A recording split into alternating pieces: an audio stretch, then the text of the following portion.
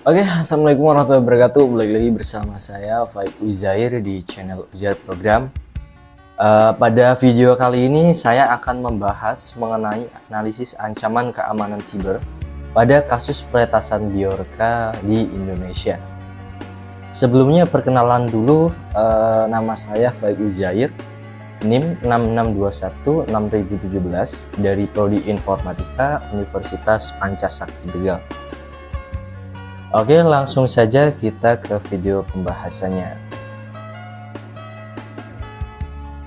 Nah, serangan siber itu merujuk pada tindakan yang dilakukan oleh individu atau kelompok dengan niat jahat untuk mengeksploitasi kelemahan sistem atau jaringan komputer dengan tujuan merusak, mengakses data secara ilegal, ataupun mengambil kontrol atas sistem tersebut. Nah, peretasan yang dilakukan oleh Bjorka di Indonesia ini menciptakan dampak yang sangat besar di dunia maya, khususnya terhadap kepercayaan publik kepada sektor pemerintah atau perusahaan swasta. Nah, peretasan ini memanfaatkan berbagai celah dalam sistem keamanan dan mengungkapkan kerentanannya terhadap serangan di dunia maya. Nah, berikut adalah beberapa jenis serangan siber yang dilakukan oleh hacker Bjorka di Indonesia. Di antaranya adalah sebagai berikut. Yang pertama ini ada data breach. Data breach ini yaitu merupakan jenis serangan di mana data sensitif yang seharusnya terlindungi itu diakses secara ilegal. Nah, pada kasus ini data terlindungi tersebut diakses secara ilegal oleh hacker Bjorka. Nah, yang kedua ada exploit. Jenis serangan exploit ini memanfaatkan celah atau kelemahan dalam perangkat lunak atau sistem untuk mendapatkan akses atau kontrol kepada sistem tersebut. Nah, kemudian ada defacing. Defacing ini jenis serangan di mana penyerang merubah konten atau tampilan situs website untuk menyampaikan pesan tertentu seperti pesan informasi atau pesan intimidasi ataupun pesan peringatan. Nah, yang terakhir ini ada doxing. Jenis serangan doxing di mana penyerang mempublikasi data privasi atau data pribadi individu kepada publik dengan tujuan intimidasi atau pengungkapan ataupun pembayaran tebusan. Nah, kemudian bagaimana sih kronologi terjadinya kasus peretasan ini? Nah, kronologinya itu dimulai pada awal tahun 2022, yaitu di mana Bjorka muncul sebagai sosok anonim di forum daring, dan dirinya mengklaim telah meretas data milik pemerintahan Indonesia. Nah, berselang waktu berlalu, yaitu pada bulan Agustus pada tahun yang sama, tahun 2022, hacker Bjorka ini mempublikasi data milik Kementerian Komunikasi dan Informatika serta data-data pribadi individu penting yang ada di Indonesia. Nah, kemudian 1 bulan berlalu pada bulan September, hacker Bjorka ini mulai mempublikasikan informasi rahasia di saluran Telegram, termasuk data milik pejabat negara. Nah, kemudian hacker Bjorka ini meminta tebusan kepada pemerintah Indonesia sebesar 131 triliun agar datanya itu dikembalikan. Nah, kalau misalkan tebusannya disetujui, datanya akan dikembalikan. Namun Menkominfo pada saat itu, Bapak Budi Ari, menolak untuk membayar tebusan tersebut. Nah, kemudian dampak serangan hacker Bjorka di Indonesia. Yang pertama, adanya kerugian keamanan data nasional. Data rahasia negara yang terekspos itu dapat meningkatkan resiko ancaman lain seperti penipuan ataupun pemalsuan data ataupun lain-lain. Nah, yang kedua, kehilangan kepercayaan publik. Ketidakmampuan pemerintah dalam menjaga keamanan data itu dapat mengurangi kepercayaan masyarakat kepada pemerintahan Indonesia.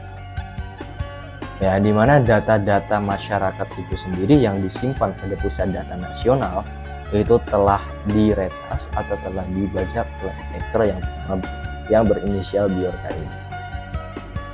Nah, yang ketiga, adanya kerugian ekonomi. Perusahaan yang terpengaruh mungkin mengalami kerugian reputasi dan finansial, seperti kurangnya minat investasi, minimnya pendapatan, tereksposnya data-data penting perusahaan, dan lain.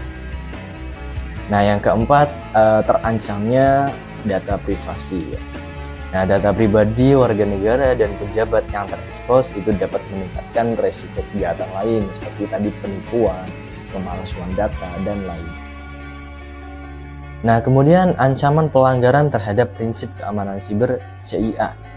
CIA ini merupakan singkatan dari confidentiality atau kerahasiaan, integrity atau integritas, dan availability atau ketersediaan. Pelanggaran terhadap prinsip confidentiality ini terlihat jelas ketika data rahasia pemerintah atau individu itu terungkap atau terekspos kepada publik. Data yang seharusnya bersifat penting, rahasia, itu malah diakses atau dilihat oleh orang lain yang tidak berwenang.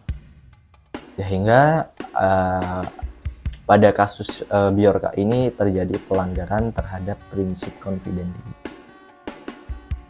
Nah, kemudian yang kedua, prinsip integrity.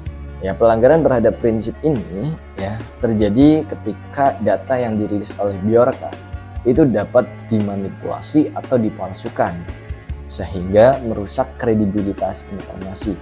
Data yang dicuri kemudian dipalsukan atau diganti-ganti sehingga informasi data yang ada itu menjadi berubah. Nah, kemudian pelanggaran terhadap prinsip availability itu dapat mengganggu layanan penting seperti situs web pemerintah yang tidak dapat diakses. Ya, karena pada saat itu setelah peretasan hacker Bjorka, ada beberapa website pemerintah yang tidak dapat diakses secara besar. Ya, ada beberapa yang mengalami bug ya atau error sehingga tidak dapat diakses oleh sebagian masyarakat. Sehingga prinsip availability atau ketersediaan ini terancam. Nah, kemudian gimana sih langkah pencegahan untuk mencegah terjadinya ancaman siber seperti ini terulang lagi? Nah, ada beberapa caranya atau ada beberapa langkah-langkahnya.